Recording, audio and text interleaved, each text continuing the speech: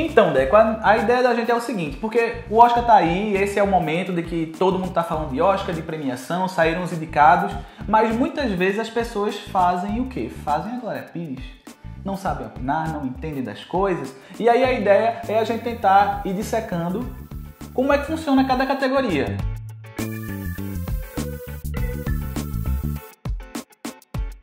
E a próxima categoria que a gente vai explicar aqui é design de produção. Que danado é design de produção? Então, design de produção, que antes era conhecido como direção de arte, é tudo aquilo que você está vendo da ambientação do filme.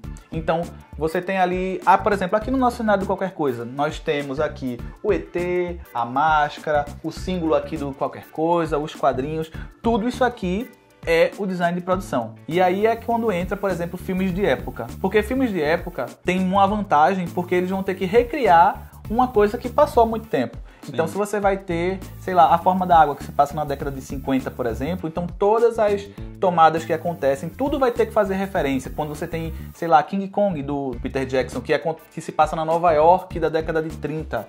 Então, você vai ter que criar tudo aquilo que o pessoal vai ver, uma cidade nova, então tem carro, todos os utensílios que as pessoas pegam, cenários, tudo isso que acompanha o ator, que está por trás do mundo do ator, fora a vestimenta, é o design de produção. A gente até falou de figurino, que também compõe o espaço, o ambiente, a época, né? Exato. E eles estão bem assim, entrelaçados, porque não adianta nada botar a galera vestida de anos 50 e for gravar na rua ou passar um avião lá em cima, né? Então tem que ter um cuidado para que seja palpável, né? Tanto os personagens quanto o cenário que eles estão. São três categorias que elas andam muito coladas, design de produção, maquiagem e cabelo, né? E figurino. Porque as três elas têm que casar muito perfeitamente. Então você tem que ter uma maquiagem que seja condizente com a roupa que você está vestindo, que seja condizente com o cenário em que você está inserido. Porque é como você disse, né? Não adianta nada você ter um figurino muito bom e a maquiagem ser uma maquiagem moderna.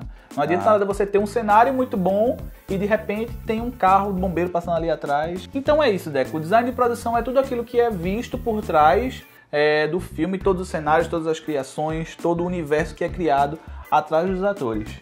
Boa, entendi. Vai, Júnior, chega aí pra eu tirar uma fotografia, vai que eu ganho no Oscar, né? Não, mas não é isso não, macho. E é o que, rapaz? Claro que não, veja só, a fotografia do Oscar é uma outra história. O diretor de fotografia, na verdade, ele não fica só responsável por tudo que é visto na tela. Ele é responsável pela iluminação, por como a câmera vai transitar naquele... Então, tecnicamente, aí o pessoal vai dizer, isso não é o trabalho do diretor?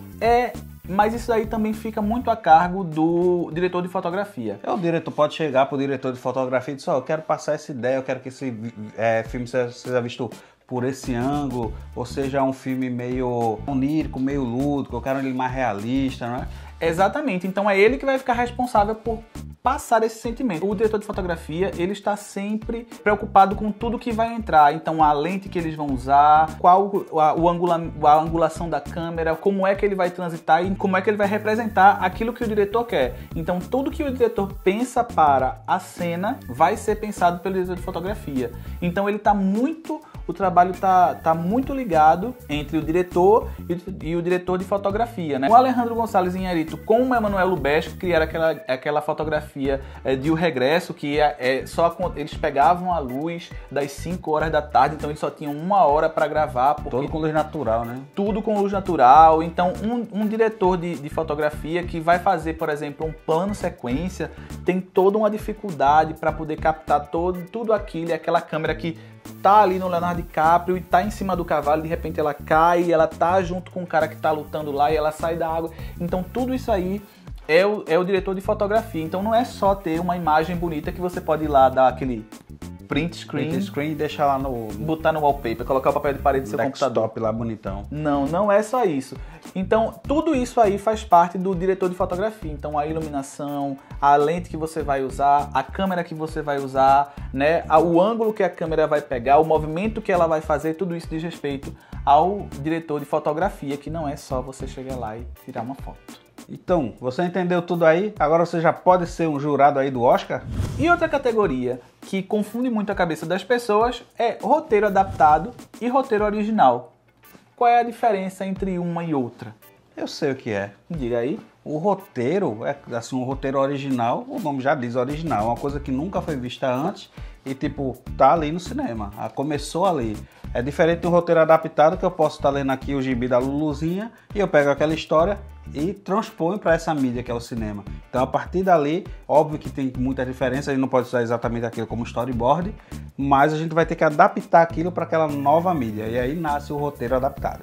É exatamente isso. Mas se você vai pegar, por exemplo, O Senhor dos Anéis, que tem aquele filme calhamaço desse tamanho de livro, para você transpor para o cinema, o que é que você vai contar? Vai ter que mexer os pauzinhos aí. E o Hobbit, que já é o contrário, é um livrinho desse tamanho e você tem que transformar em 3 filmes. Exatamente. Então, o que é que você vai contar? Então, o roteirista, ele entra nesse ponto aí. Então, se você vai pegar um livro, que é do livro, no livro acontecem várias histórias, mas quais dessas histórias aqui eu vou escolher para levar para o cinema?